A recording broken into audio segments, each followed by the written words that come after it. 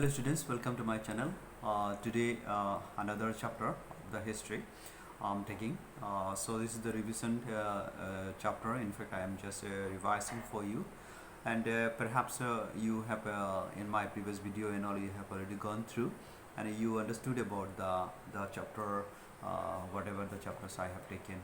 So today is another very important chapter, which is in fact known as the first independent of the Indian our this strugglers, and especially when we talk about the revolt of 1857, it is one of the like a significant event where you can find that most of the our Indians in fact have infected due to the British this colonial rule. So today in this chapter, especially the revolt of 1857 is very like we have been many other topics related with this chapter. So here the first things we will be discussing about the causes of the revolt, and then followed by spirit of revolt.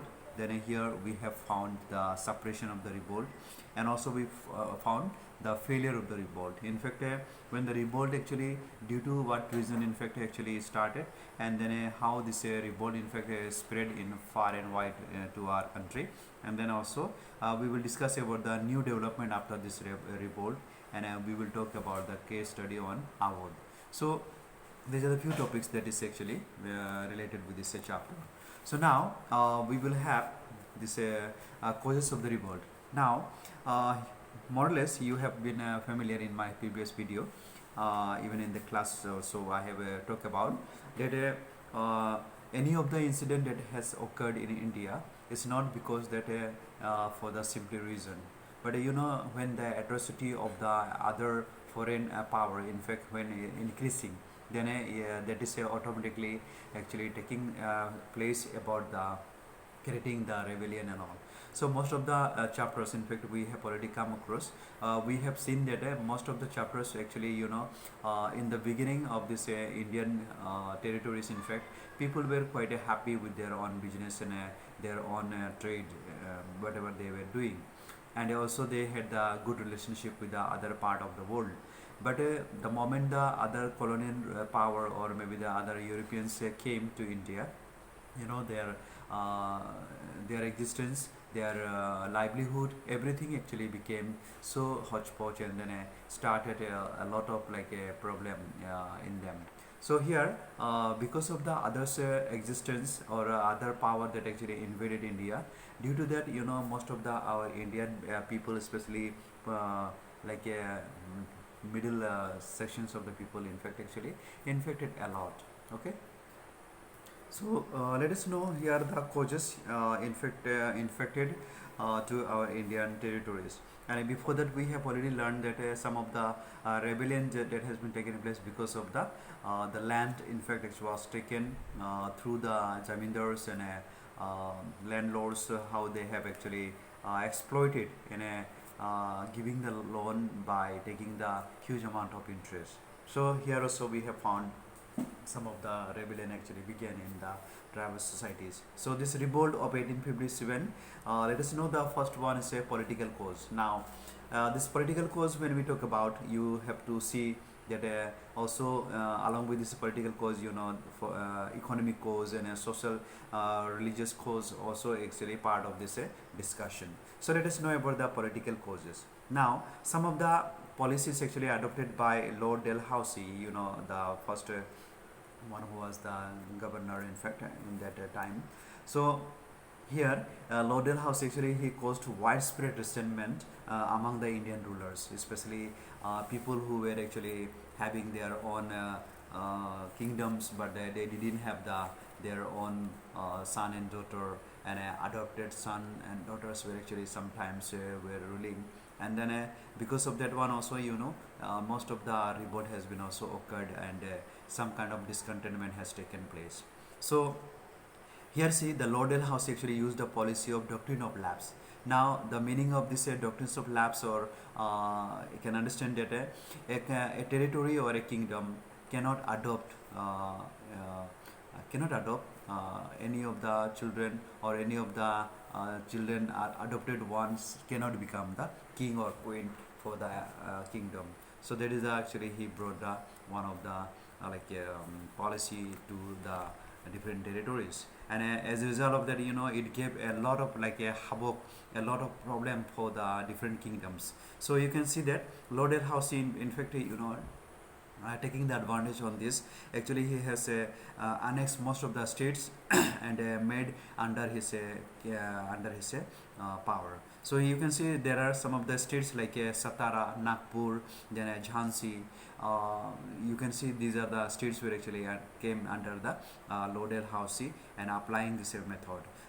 Then you can see that Lord Dalhousie also started interfering in the internal affairs of the Indian rulers. So whatever in the kingdoms was taking place, they used to go and then they interfere, and suppose among the brothers, among the kings, suppose something have gone wrong, then the Britishers in fact they were interfering and giving the suggestion, advising the people, and then supporting one side, and one side was actually what called not supporting.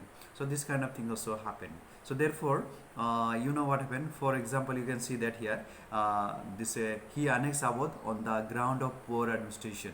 Now see, even the poor administration is taking place in the kingdom, so that is actually the causes. So that is not that should not be. So the British will take the control on that. So and incompetency of the Nawab. So Nawabs were not that much capable, not efficient. So the Britishers will take control on that. So this kind of internal interference in fact has taken place. Here we have seen that Nawab Wajid Ali Khan. You can see what exactly here happened. Nawab Wajid Ali Khan was exiled to Calcutta. Then what happened here? This actually outraged the people of Awadh and caused resentment amongst the Indian soldiers of the British Army, as most of them were actually from Awadh. So when you see that your king is actually put into the exile, and then your right is actually taken, then certainly the people who are actually working under the British, even though they are working under the British, but they will have the some honor and some sort of gratefulness towards their emperor. So certainly the people will be very much a resentment on happening all these events. So therefore here in Awadh, big number of this armies or maybe the soldiers in fact actually raised their voice against the Britishers, and the people from other parts of the country also became apprehensive after witnessing the fate of Awadh. So this is we have seen. And the last Mughal emperor Bahadur Shah Jafar, also actually known as the Bahadur Shah II, was under the protection of the company and received a pension from them. It may say Bahadur Shah Jafar also was actually kept aside and not allowed him to be a ruler. Rather, he was actually put in imprisonment in the house itself, and then he was given the pension in return, and then all his emperor was actually controlled by the Britishers. And Lord Dalhousie, you can see that in 1849, okay, in 1849, Lord Dalhousie actually announced the successors of Bahadur Shah Jafar would not be allowed to reside at the Red Fort. Instead, instead would live near the Qutub Minar. So he didn't allow any of the rulers to stay in the palaces. Rather, he set it out of the palace in fact. So therefore, subsequently you can see that in 1856 what happened, Lord Canning announced that the successors of Bahadur Shah Jafar would not be allowed to use the titles of the Mughal rulers. So even the Mughal rulers was also actually disappeared from this Mughals, whoever is present at the time. So now that actually made the more and more actually people to aggressive towards Britishers, and the revocation of titles hurt the Indian sentiments. Now, apart from this, the exclusion of Indians from high positions in civil, military, and government jobs caused discontentment among the masses. So uh, the Europeans who came from their country, in fact, they were given the due care, and also they were given the good salary, high salary, and they were given the allowances, they were given the all the facilities needed for the an employer. So here you can see that the Indians, even though they were doing the same work, some same activities, but there was a what called differences. It may say the Indian soldiers or Indian civil servants were given the less amount of salary, and then that actually causes a lot of problems. So this all this problem in fact has happened in this time, and that's why it is it comes under the political causes. So next we have got the another causes, that is called economic causes. Now why this economic causes actually happen? Now you listen. So British revenue policy has been actually implemented very strongly, and the policies adopted by this East India Company led to economic exploitation of India more. So here you have already learned how the land revenue system introduced by the company caused misery and hardship of the peasants. So we have already found in two chapters, especially chapter 3 and all, and chapter 4 even related with that. We have already learned, and chapter 5 also some extent we learned. So there we found that this three, that is a method or three policy that was actually applied for the revenue collection or the tax collection, that was actually ruined the or that created the misery on these people of India at that time. So here, what happened here? The peasants were actually exploited by the zamindars and a company officials who entangled them in a vicious circle of debt. It may say today we have seen that most of the people were actually shifted their places, deprived of their places, shattered their family, shattered their native places, and then today they are found in a different parts of our India. Today you see most of the people found in Assam, most of the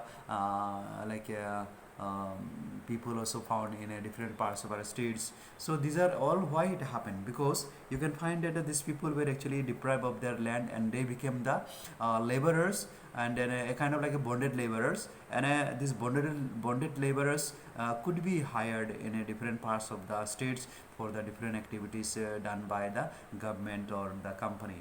So that's why today in Assam also you can see that most of the workers, especially laborers in the tea garden setup working, they are not belong to this Assamese, Bengali or Nepali or something like that. But you will find that here the Adivasis, Santhals, then what call like Orang. These are the peoples actually are found right now. So that's why these people were actually deprived of their land and all, and that's why even they have been staying here in this state also. You can see that they are fully actually exploited even now also by the state government also. So why up to now this importance is not given to these people? In fact, they are not poor people, they are not they had their own cattle, they had got on their land property belonged to them, but because of the zamindari system that was actually implemented, which actually ruined the life of these people.